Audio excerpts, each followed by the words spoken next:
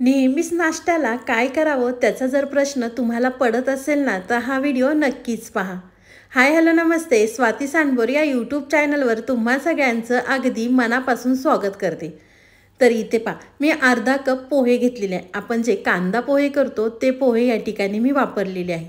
त्यानंतर आपल्याला एक मिक्सरचं भांडं घ्यायचं आहे. मिक्सरच्या भांड्यामध्ये आपल्याला पोहे घालायचे आहेत आणि बारीक मिक्सरला वाटून घ्यायचे आहेत. अगदी व्हिडिओमध्ये दाखवते त्या पद्धतीने करा. तर चला पोह्याची पावडर एका साईडला ठेवून देऊया. इथे मी पसरट आकाराचं भांडं घेतलेलं आहे. त्यामध्ये आपल्याला 1 कप बेसन पीठ घालायचं आहे आणि थोडं थोडं पाणी घालून आपल्याला हे पीठ मिक्स करून घ्यायचं आहे. तोपर्यंत तुम्ही माझा व्हिडिओ इथपर्यंत पाहिलाच आहे आणि अजूनसुद्धा तुम्ही सबस्क्राईब केलं नसेल ना, तर प्लीज एक सबस्क्राईब नक्कीच करा. तर इथे पाहू शकता मी थोडं थोडं पाणी घालून हे पीठ मिक्स करून घेते.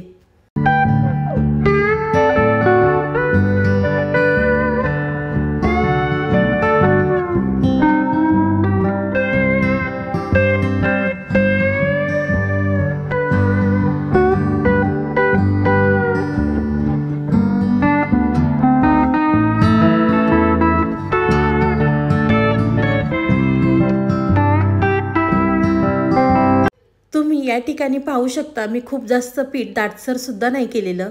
आपल्याला या ठिकाणी हे पीठ थोडंसं पातळ करायचं आहे.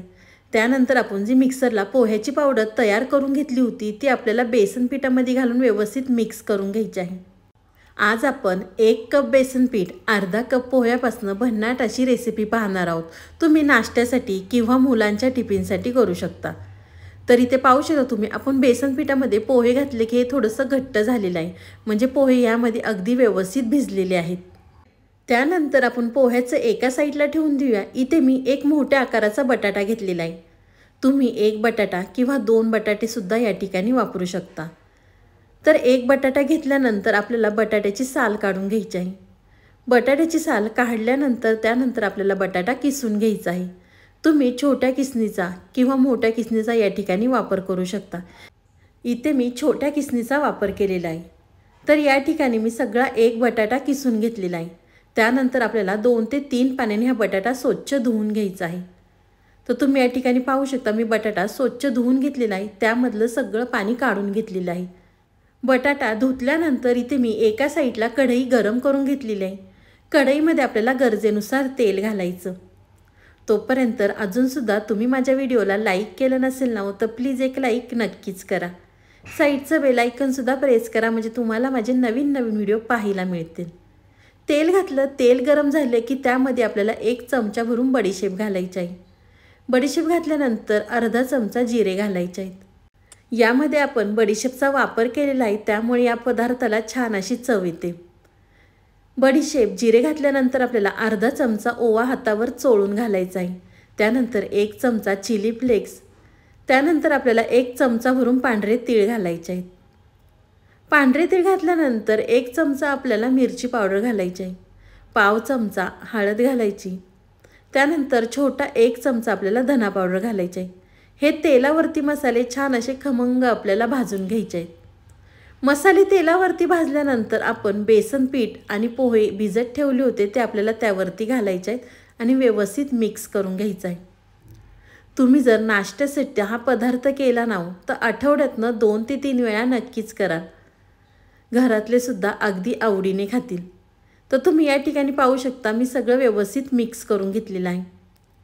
व्यवस्थित मिक्स केल्यानंतर आपण जो बटाटा किसून घेतला होता तो बटाटा आपल्याला त्यावरती घालायचा आहे. तुम्ही बटाटा तेलावरती घातला तरी चालणार आहे, कारण इथे मी बारीक किसणीने बटाटा किसून घेतल्यामुळे तो लगेच शिजला जातो. त्यामुळे इथे मी पोह्यावरती बटाटा घातलेला आहे. त्यानंतर आपल्याला चवीनुसार मीठ घालायचं आहे आणि परत आपल्याला हे सगळं व्यवस्थित मिक्स करून घ्यायचं आहे. नेहमीच नाश्त्याला पोहे किंवा उपमा खाऊन आपण कंटाळतो. मग कधीतरी असा वेगळा पदार्थ केला ना, तर घरातले सुद्धा खुश होतील आणि एकदा नक्कीच करून पहा. अगदी चविष्ट हा पदार्थ तयार होतो. बटाटा घातला, व्यवस्थित मिक्स केलं की त्यावरती आपल्याला 5 मिनिटासाठी झाकण ठेवायचं आहे. तर तुम्ही या ठिकाणी पाहू शकता 5 मिनिटं झालेले आहे आणि छान अशी त्याला वाफ बसलेली आहे. परत एकदा इथे मी मिक्स करून घेते.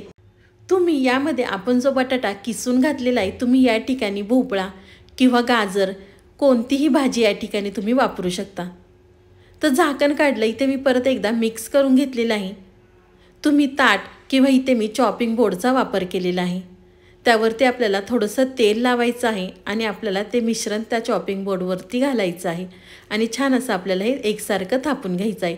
अगदी व्हिडिओमध्ये दाखवते त्या पद्धतीने करा, म्हणजे तुमचीसुद्धा रेसिपी अगदी माझ्यासारखी होईल. तर आपल्याला या ठिकाणी खूप जास्त जाडसुद्धा नाही किंवा खूप जास्त पातळसुद्धा नाही, आपल्याला हे थापून घ्यायचं.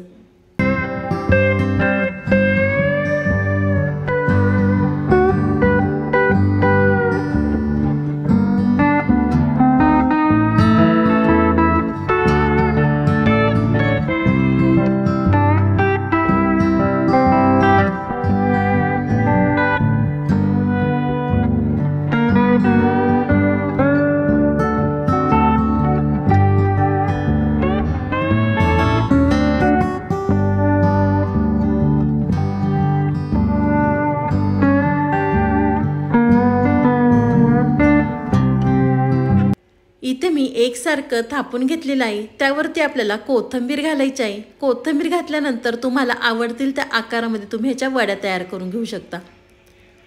आहे की नाही, आज आपण पोह्यापासून, बेसन पिठापासून आणि त्यामध्ये आपण जो बटाटा घातलेला आहे त्यामुळे आपला हा पदार्थ अगदी छान असा झालेला आहे. तुम्ही या वड्या फ्रीजमध्ये सुद्धा स्टोर करून ठेवू शकता. अचानक जर पाहुणे आले आणि जर तुम्हाला काही सुचत नसेल तर तुम्ही ह्या वड्या पाहुण्यांसाठी अगदी तळून देऊ शकता. तर इथे पाहू शकता मी सगळ्या वड्या कट करून घेतलेल्या आहे. वड्या कट करून झाल्यानंतर इथे मी एक पसरट आकाराचं भांडं घेतलेलं आहे. त्यामध्ये आपल्याला अर्धा कप तांदळाचं पीठ घालायचं आहे. तुम्ही तांदळाच्या पिठाच्या ऐवजी कॉर्नफ्लॉवर वापरलं तरी या ठिकाणी चालणार आहे. त्यानंतर अर्धा कप आपल्याला गव्हाचं पीठ घालायचं आहे. गव्हाचं पीठ घातल्यानंतर चवीनुसार मीठ, 1 चमचा आपल्याला या ठिकाणी चिली फ्लेक्स घालायचा आहे. तुमच्याकडे जर चिली फ्लेक्स नसेल तर तुम्ही या ठिकाणी मिरची पावडरचा सुद्धा वापर करू शकता. त्यानंतर भरपूर अशी चिरून घेतलेली कोथिंबीर, त्यानंतर आपल्याला 1 चमचा भरून पांढरे तीळ घालायचे आहेत आणि थोडं थोडं पाणी घालून आपल्याला सरसरीत हे पीठ तयार करून घ्यायचं आहे. आपल्याला हे पीठ वरच्या कोटिंगसाठी इथे मी तयार करून घेतलेलं आहे. तर आपल्याला या ठिकाणी खूप जास्त दाटसर नाही किंवा खूप जास्त सैलसरसुद्धा नाही करायचं. अगदी व्हिडिओमध्ये दाखवते त्या पद्धतीने करून घ्या. तर तुम्ही पाहू शकता या ठिकाणी पीठ मी व्यवस्थित मिक्स करून घेतलेलं आहे. त्यानंतर आपल्याला एक एक वडी त्यामध्ये घालून चमच्यानीच ह्या वड्या आपल्याला वरती काढून घ्यायच्या आहेत. त्यानंतर इथे मी एका साईडला तेल गरम करून घेतलेलं आहे. तेल गरम झाल्यानंतर आपल्याला एक एक वड्या ह्या चमच्यानी तेलामध्ये सोडायच्या आहेत आणि दोन्ही साईडने आपल्याला मस्त ह्या वड्या क्रिस्पी तळून घ्यायच्या आहेत.